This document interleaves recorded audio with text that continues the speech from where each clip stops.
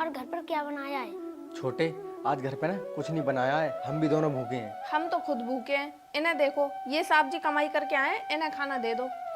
ठीक है भैया, मैं ऐसे ही सो जाऊंगा। अरे ये क्या ड्रामा कर रखा है इसने, और तूने तो पैरों में पन्नी लपेट रखी है। भैया मैं सड़क पर चल रहा था और मेरे पैर जल रहे थे, इसलिए मैंने पल्ली बांध ली।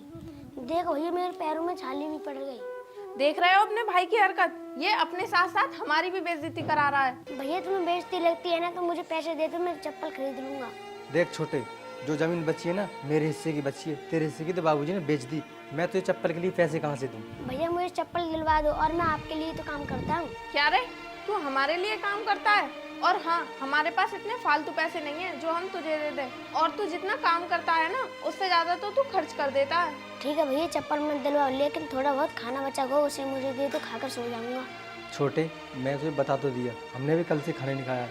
मेरा वैसे ही मूड खराब है, नुकसान होने की वजह से। ठीक है भैया।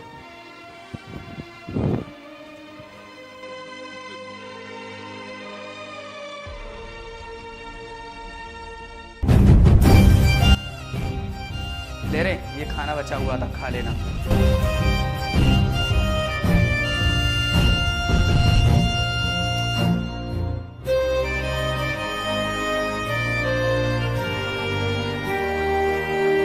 अरे मेरे भैया भाभी ने खाना नहीं खाया है, पहले उन्हें दे दूं तब खाऊंगा खाना।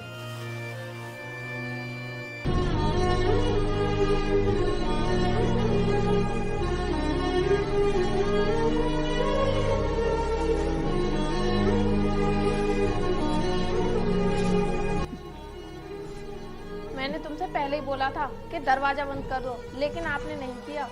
वो आरती मुझे याद नहीं रहा। याद नहीं रहा? अब इसको पता तो चली गया, अब इसको भी खाना देना पड़ेगा। नहीं भाभी, मैं आपको खुद ही खाना लेकर आया हूँ, मुझे नहीं चाहिए खाना। मुझे मालूम था आपने कल से खाना नहीं खाया, इसलिए खाना लेकर आया हूँ मैं। चल ठीक है, अब इस खाने को तू ही खा लेना। भैया आपको मुझसे झूठ बोलने की क्या जरूरत थी? भैया मुझे खाना नहीं देना था तो मनाही कर देते मुझसे। छोटे, वो सुनो, तुम चुप रहो। हम खाना बनाते हैं अपने लिए, तेरे लिए नहीं। और तेरे भी तो हाथ पैर सही सलामत है, तू अपने आप बनाकर भी तो खा सकता है, या सारी जिंदगी हम पर ही बोझ बना रहेगा? नहीं भाभी, ऐसा मत बोलो, इस घर पर तो मेरा भी अधिकार है। नहीं, तेरा कोई अधिकार नहीं है। और जो तेरे हिस्से की जमीन थी ना, वो तेरा बाप बेचकर मर गया। सुनो भैया, पिताजी ने जमीन बेची, लेकिन मेरे हिस्से की नहीं, हम दोनों भाइयों के हिस्से की। वैसे तो तू बच्चा है और नादान है, लेकिन तुझ में इतनी अकल कहाँ से आई? चल अब निकल यहाँ से। देख सुन, पिताजी ने जमीन बेची थी, तेरे हिस्से की बेची थी, मेरे की नहीं। तुझे कुछ मालूम है? तू बहुत छोटा था। चल अब खड़ा खड़ा क्या देख रहा है, निकल यहाँ से। तेरे लिए ना इस घर में कोई जगह नहीं है।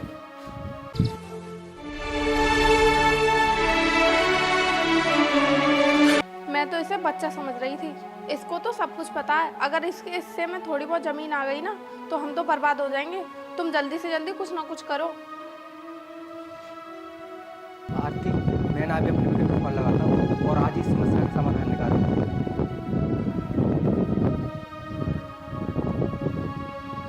हेलो वकील साहब, आप मेरे घर पर आ जाइए। ठीक है। हाँ आरती, वकील साहब आते हैं।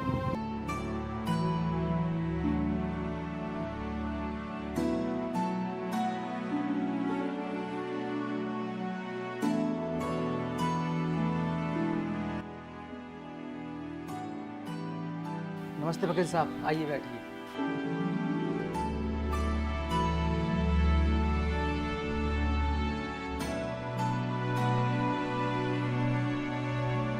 बोली नीरज, क्यों बुलाए मुझे? वकील साहब, आप तो जानते ही हैं, हमारे पिताजी ने रोड के किनारे वाली जमीन ना किसी को फैक्ट्री लगाने के लिए दे दी। जी हाँ, मुझे अच्छी तरह से मालूम है। तो वकील साहब, बची हुई जमीन मेरे नाम पर करा दीजिए। वो क्यों? आपका छोटा भाई भी तो है, उसका क्या होगा? वकील साहब, आप उसकी चिंता मत कीजिए। लेकिन मैं ऐसे कैसे कर सकता हूँ? वकील साहब, अब तो कर सकते हो। ठीक है, आप कल तहसील आ जाना।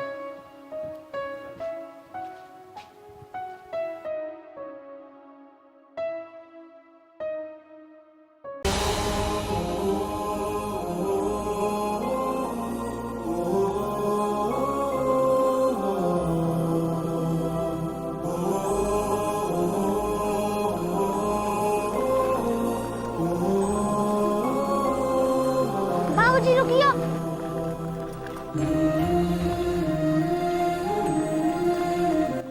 बेटे क्या बात है?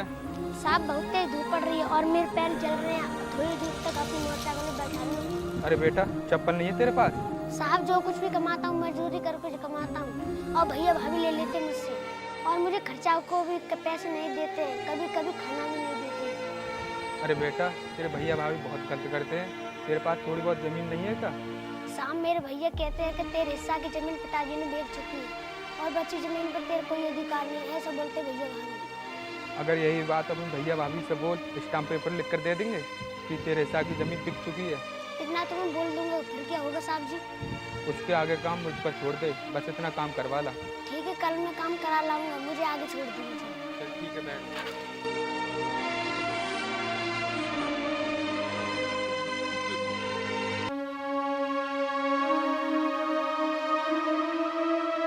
भैया मैं काम पर जा रहा हूँ, मुझे कुछ किराए के पैसे दे दो। हाँ तो जाना, क्यों आया यहाँ पर? भाभी किराए को पैसे दे दो, फिर चला जाऊंगा यहाँ से। ओए सुन, ज्यादा दूर नहीं है, पैदल ही चला जा। भैया बहुत तेज धूप पड़ रही है, मेरे पैर में चप्पल भी नहीं है। तो इसमें हम क्या करें? तुझे जाना है तो जा। और हाँ, एक बात और सुन ले, अगर तू काम पर नहीं गया ना तो तुझे खाने को भी नहीं मिलेगा। भाभी ऐसा क्यों बोल रही हो? इस घर पर मेरा भी तो अधिकार है थोड़ा बहुत। हमने बोला ना कि तेरा यहाँ पर कुछ नहीं है और तू अधिकार की बात कर रहा है। भैया आप कुछ बोलो ना, भाभी ये सब ठीक कर रही हैं। हाँ ये सब ठीक कर रही है, और तेरा है क्या यहाँ? भैया आप स्टाम्प पेपर पर लिख कर दो, वो जमीन बिकी है तो मेरे हिस्से की बिकी है।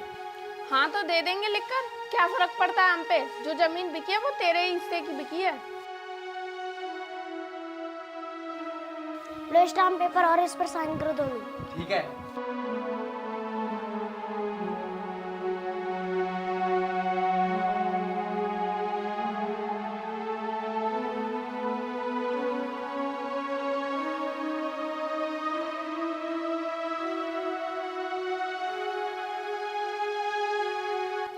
ये ले, अब तो हमने साइन कर दिए, अब तो भगवान के लिए हमारा पीछा छोड़ दे।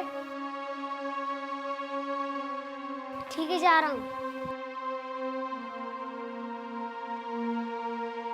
लो वकील साहब, ये बात तो मैंने लिखवा दिया, अब आप बताओ क्या करना चाहते हैं। सुन बेटा, ये तो तूने बहुत अच्छा किया। अब मैं तुझे बहुत बड़े राज की बात बताने जा रहा हूँ। वकील साहब कौन सा राज, मुझे समझ नहीं आ रहा। सुन बेटा, तेरे पिताजी ने जमीन बेची ही नहीं थी, बल्कि उस पर फैक्ट्री खोलने के लिए अपने दोस्त को दे दी थी। वकील साहब ये बात तो मुझे किसी ने नहीं बताई थी। हाँ बेटा, ये बात सिर्फ मैं जानता हूँ, क्योंकि तेरे पिताजी का वकील मैं था और उस फैक्ट्री में बराबर पार्टनर है तू। लेकिन वकील साहब क्या होगा, नहीं हमारे हाथ में जमीन है और ना ही फैक्ट्री के पार्टनर्स पे। अब आप बताओ वकील साहब क्या करें। सुन बेटा, वो काम मुझ पर छोड़ दे। तुझे उस फैक्ट्री के मालिक पर एक केस डालना पड़ेगा कि वो जमीन मेरी है। लेकिन वकील साहब इस काम में तो बहुत खतरा है और वो बड़ा आदमी है। दुनिया में जीना है तो रिस्क तो लेना पड़ेगा। हम कोई गलत काम नहीं कर रहे हैं। वो जमीन तेरे पिता के नाम है, उस जमीन का कोई पैसा नहीं मिला है, तुझे बस अपने हक के लिए लड़ना है। हाँ वकील साहब, मैं अपने हक के लिए लड़ूंगा।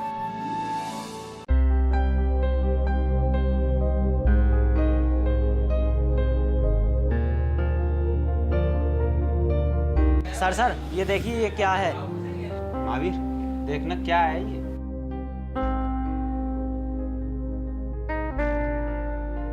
सर ये तो कोर्ट से नोटिस आया है। किस चीज़ का नोटिस आया है? हमने तो कोई ऐसा गलत काम किया ही नहीं है। सर आपकी फैक्ट्री किसी और की ज़मीन पर बनी है और वो ज़मीन आपके नाम नहीं है। हाँ ये सच है, वो ज़मीन मेरे एक दोस्त की थी, वो मेरा पार्टनर बनना चाहता था, लेकिन वो एक दुर्घटना में ख़त्म हो गया। पता नहीं, मैं तो अब उनके बीवी बच्चों को भी नहीं जानता कहाँ है और कौन है। सर आप उन्हें नहीं जानते, उनके बीवी बच्चे आपको तो जानते होंगे। जानते तो होंगे, लेकिन मेरे दोस्त ने अपने घर पर नहीं बताया था। उनके लिए यही मालूम है कि ज़मीन बिक चुकी है। सर नोटिस पढ़कर मुझे लगता है जल्द से जल्द आप कुछ कीजिए, नहीं तो अपनी फैक्ट्री बंद हो जाएगी।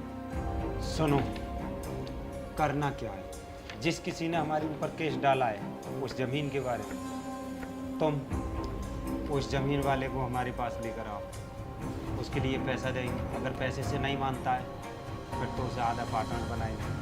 ठीक है सर, हम उससे बात करेंगे। महावीर ऐसा करो, तुम जाओ और पता लगाओ और कल फिर उससे मेरी मीटिंग कराओ। ठीक है सर।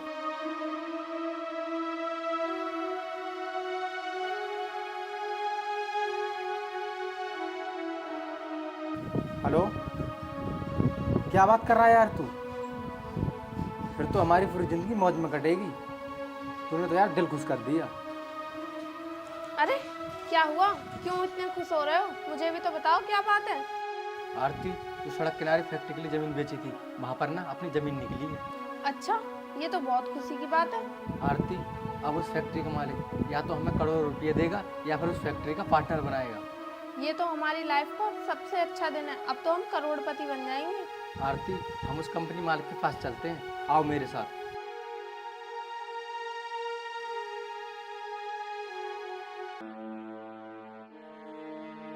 सर, आपने हमें मिलने के लिए बुलाया था। आपकी फैक्ट्री हमारी जमीन पर लगी हुई है, आप हमें पार्टनर बनाना चाहते हैं? देखिए, हम आपके लिए नहीं जानते आप कौन हो, और ना ही हमने आपके लिए बुलाया है। जिसकी ज़मीन है उसके लिए ऑलरेडी हमने पार्टनर बना लिया है। पर सर, वो जमीन तो हमारी है, फिर आपने पार्टनर किसको बना लिया?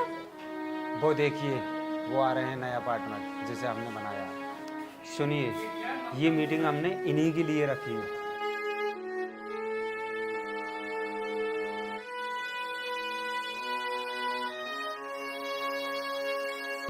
सर, इस जमीन में मेरा भी हिस्सा है, तो फिर आप इस अकेले को पार्टनर कैसे बना सकते हैं?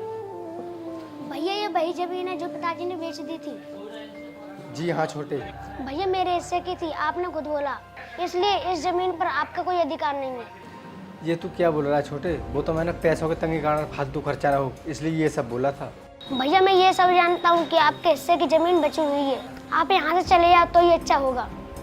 अरे तू कहीं पागल तो नहीं हो गया? उस जमीन पर हमारा भी अधिकार है। भाभी, घर जमीन पर मेरा भी तो अधिकार था, लेकिन आपने कहाँ दिया? आपने कई बार ऐसा बोला था कि तेरे हिस्से की जमीन बिक चुकी है और आज वही जमीन को लेने आई हो। सर, आप इसकी बातों में मत आइए, हमने इससे ऐसा कभी नहीं बोला था। सर एक मिनट, वकील साहब स्टाम्प दिखाओ।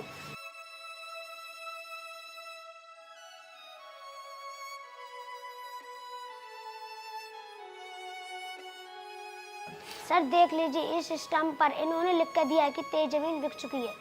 हाँ, इसमें साफ लिखा है और आपके साइन भी हैं कि इसके हिस्सा की ज़मीन बिक चुकी है। ये तुम्हारा ही सिग्नेचर है। भैया आपने कई बार ऐसा बोला है कि तेरे हिस्से की जमीन बिक चुकी है। इस एग्रीमेंट के हिसाब से फैक्ट्री वाली ज़मीन पर आपका कोई अधिकार नहीं है। ए वकील, ये सब कुछ ना तेरा ही किया धराया है, अब तो तुझे हम देख लेंगे। अब तुम बाहर चले जाओ, वरना तुम्हें पुलिस बुलाकर अंदर करवा दूंगा। छोटे, मुझे माफ़ कर दे, मुझसे गलती हो गई। मैंने तुझे अपना भाई समझा, गैर नहीं। मुझे नहीं पता था तेरी इतनी जल्दी किस्मत बदल जाएगी। भैया तो तुम्हें अपनी गलती का एहसास हो गया ना? हाँ, हमें एहसास हो गया है। हम अपने किए कराए पर बहुत शर्मिंदा हैं। बल्कि मैं तो ये कहती हूँ कि अपने घर वाली ज़मीन को और इस वाली ज़मीन को आपस में बांट लें। अब तो कोई फायदा नहीं है भाभी, आपकी कोई चाल काम नहीं आएगी। अब घर जाकर ही अफसोस करना भाभी। ऐसी बात मत कर छोटे, एक बार फिर सोच ली, हम फिर भी भाई भाई हैं। जाओ यहाँ से, वरना तुम्हें बाहर निकालने के और भी तरीके हैं मेरे पास।